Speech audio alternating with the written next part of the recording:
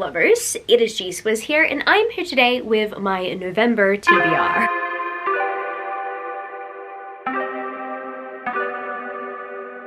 So, second last month of the year, who's excited? We've officially reached the holiday season territory. I mean, yes, I still do have the rest of the working year to live through, but I am hopeful that this month is going to be good. In the last week of October, I did have some leave planned out. I'm taking a week off because I need it. And additionally, because it's mine and Camilo's birthday week. So I decided that I wanted to take it off, and so did Camilo. So the last week of October is kind of giving chillax vibes. It really depends on whether or not I take the time to content create during the time, because sometimes I take my days off to content create, and as much as that's good for consistency in terms of uploads and stuff, yeah, no, I think I need a break in all departments eventually. So we'll see how I go. But at the moment, I'm planning end of year content, and I'm kind of hoping, fingers crossed, that my week of rest and recharging will kind of give me the strength to finish this year off strong, and it will give me some strength in my reading month for November. I know that things are gonna get hectic between now and the second last week of December, just before Christmas, because there are just a few things with work that I just need to finalize for the year, as well as I believe a conference that I will need to prep for as well. So there's a lot going on in my personal life, but I am just hoping that I will have the time to find comfort in my reading life. And you know what? If I don't end up achieving this monthly TBR, but I want to read a bunch in November, then I'm just gonna read a bunch of manga to make up for it. So my read count is high by the end of the year.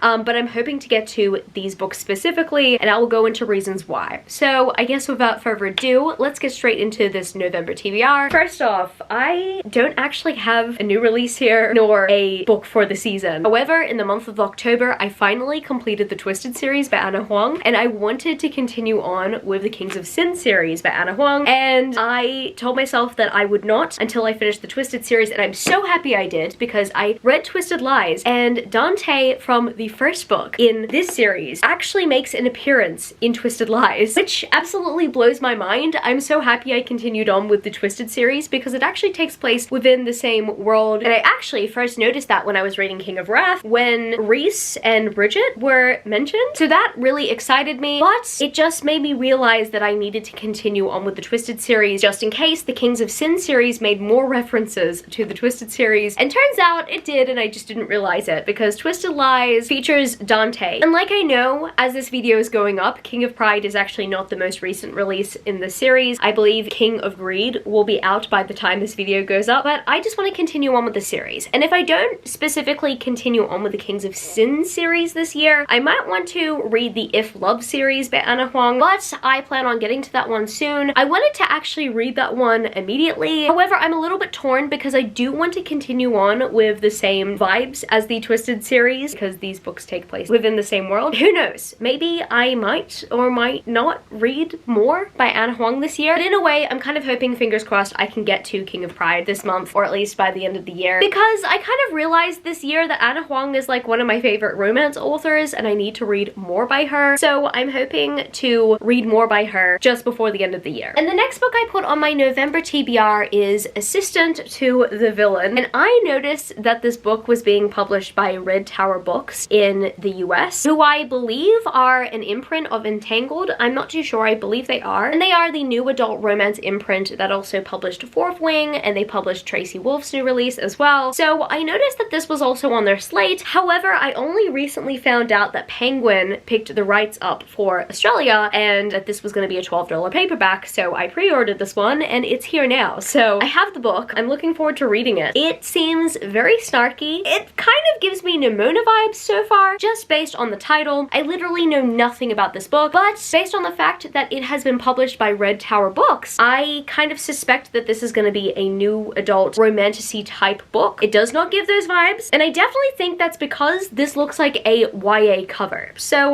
we'll see how I go with this one. Fingers crossed I like it. I barely know anything about it, but I'm kind of hoping to be pleasantly surprised by it. I have seen great reviews for it so far, and I also just could not say no to a $12 book, so I picked it up and I'm hoping that it surprises me in the best way possible. And the next book I've put on my November TBR is Salt Kiss by Sierra Simone. Now this is just completely random, but I am a sucker for these random floral covers. Like, I understand that these floral covers are probably like really easy to make and they're not as creative, but I am a sucker for them. Like, as soon as I saw the cover for Salt Kiss, I immediately fell in love and I just knew that this one had to be mine. But then again, I do want to read more by Sierra Simone, and I'm wondering if this is going to be the first book I read by Sierra Simone alone, because I'm actually a huge fan of A Merry Little Meet Cute, which is a book that was co-authored by Sierra Simone as well as Julie Murphy, and I really loved that holiday themed romance so much. I found it to be funny and I found it to be really steamy, and I was absolutely drawn to this cover. I saw it on Amazon for $16. Once again, it was a bargain. I needed to have it, and now I need to read it, especially because I think I'm going to receive a third edition of this book soon, because it was the Bookish Box book pick of the month and it was the Fabled book pick of the month. So I currently have the original paperback and I have the Fabled exclusive edition, and additionally I have the Bookish Box exclusive edition on the way to me as well. So 3 editions of this book that I haven't read.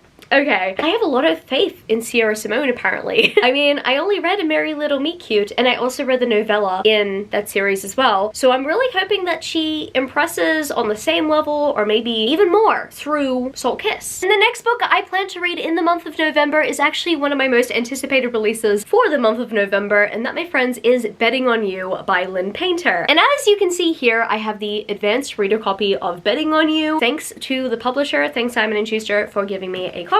I'm so happy I have this in my hands. I cannot wait to read this one, and I'm really hoping that it gives me the same vibes as Better Than the Movies, because if you guys don't happen to know, Better Than the Movies is probably my favorite young adult contemporary novel. I am obsessed with that rom-com. I still cannot stop thinking about that one. I'm pretty sure I read around 30 to 35 rom-coms in the month of February, and Better Than the Movies was one that absolutely stood out to me. I was in Hale reading rom-coms at that time as well. That one is definitely like in my top 5. So I have big expectations for Betting on You, but I'm not gonna lie, I'm a little bit nervous, and I think that's because I read The Do-Over and I found The Do-Over to be okay, but The Do-Over was like an under 300 page novel, whereas Betting on You seems to be pretty thick for a YA contemporary. Yeah, this one is like 425 pages, so it's pretty thick, and I'm really hoping that it is just as well fleshed out and developed as Better Than the Movies. And the next thing I've put on my November TBR is another anticipated release for the month of November specifically, and that, my friends, is Iron Flame by Rebecca Yarros. I feel like I have talked about how much I've anticipated it for a while, so I really don't need to go into detail here, but if you guys don't know, I was a huge fan of Fourth Wing, specifically because Fourth Wing made me feel nostalgic, and I'm kind of hoping that Iron Flame gives me the same nostalgic feelings. Fourth Wing very much reminds me of Dauntless Initiation, but as the book proceeded, as we got to the plot twist, it reminded me a little bit of From Blood and Ash. I mean, if you've read the first book, you know the plot twist, at least. The plot twist kind of reminded me of the plot twist of From Blood and Ash. So I'm hoping, based on the fact that I love From Blood and Ash and I adore the Divergent series, that I will adore the rest of the series, and that the book series either has some similar vibes to the 2 series that I mentioned, or it can stand alone on its own, but in a better way. So yeah, we'll see how I go with Iron Flame. I'm very much looking forward to this one, and I hope I love it just as much as Fourth Wing. I'm kind of hoping I like it more. And the next book I would like to read in the month of November is This Vicious Grace by Emily Thied. I don't remember putting this on my October TBR specifically, but I did put it on my Q4 TBR because I want to read This Vicious Grace in the lead up to This Cursed Light, which comes out in December of this year, I believe. For the longest time I thought it was November. Last time I checked Goodreads, I saw that it was coming out in December. So I plan on reading this book in the month of November to prepare myself for the sequel /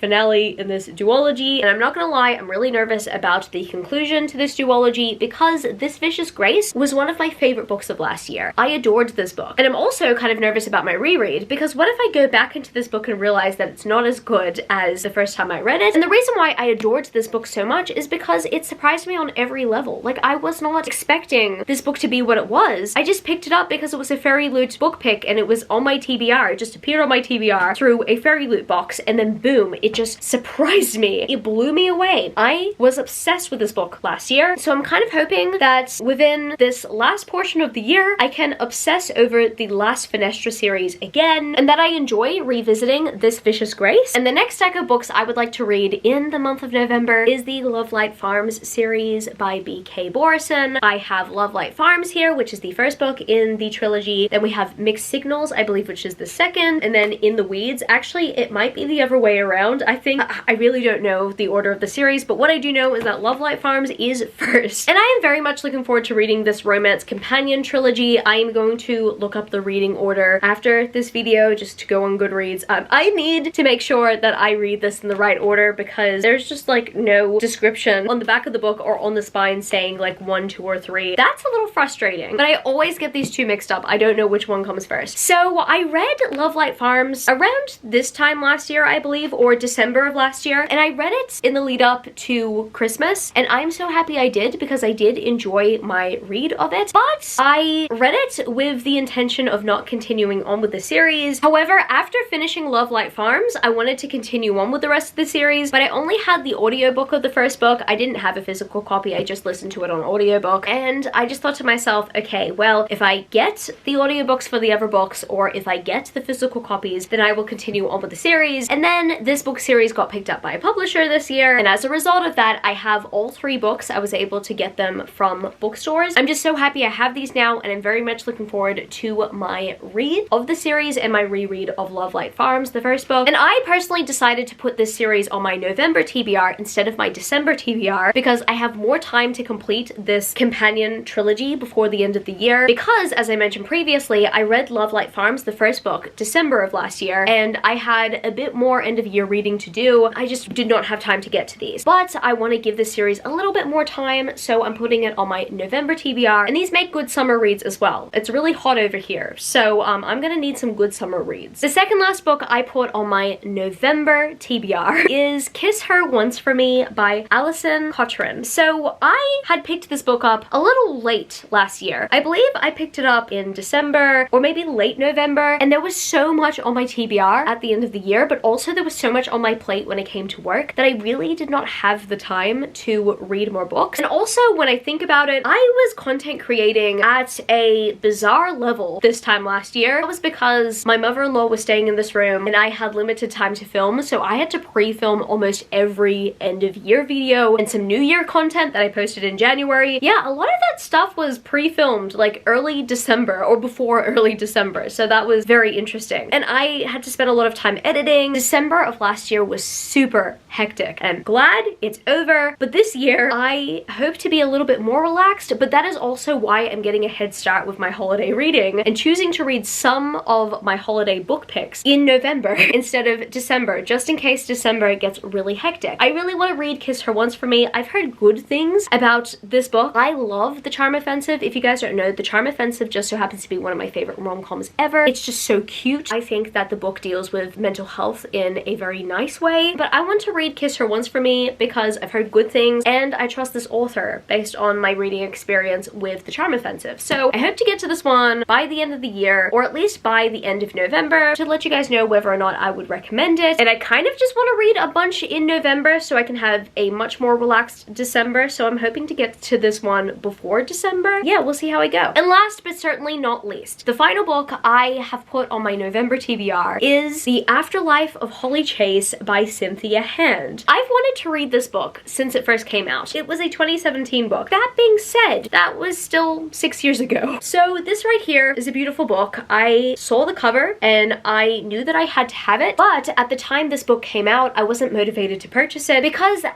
that time I wasn't big on holiday themed stories or romances. I actually believe that The Afterlife of Holly Chase is a fantasy holiday themed book, which definitely initially gave me interest in picking this book up. However, every single time I saw The Afterlife of Holly Chase in an Aussie bookstore, it had a different cover. I don't like the UK/Australian cover. I don't know, it kind of seems like a holiday rom-com poster compared to this one. I think that this one gives a pretty good vibe. It is kind of a little bit dark as well because right here we have a coffin, and I believe that this book was inspired by A Christmas Carol, so I believe that this book is meant to get dark. It definitely is. But I've wanted to read it for quite some time because of the reviews. The hardback was expensive to get from the US at the time that I wanted it, so the Afterlife of Holly Chase sat on my Amazon wishlist for years and years and years until one day, there are some days where I sort my wish list from like lowest price to highest so I can see whether or not any of my wish list items have dropped in price, and the Afterlife of Holly Chase dropped down to 13 Australian dollars. That's when I knew that I needed to take advantage of the deal. And this is really funny, right? The big plot twist is I ordered this $13 hardback and I received another book, like a historical fiction book that had nothing to do with the Afterlife of Holly Chase, and I got so ticked off because I was so nervous that it went back up in price. But by the time I had let Amazon know and I requested a refund for the incorrect book that they sent me, it was still a $13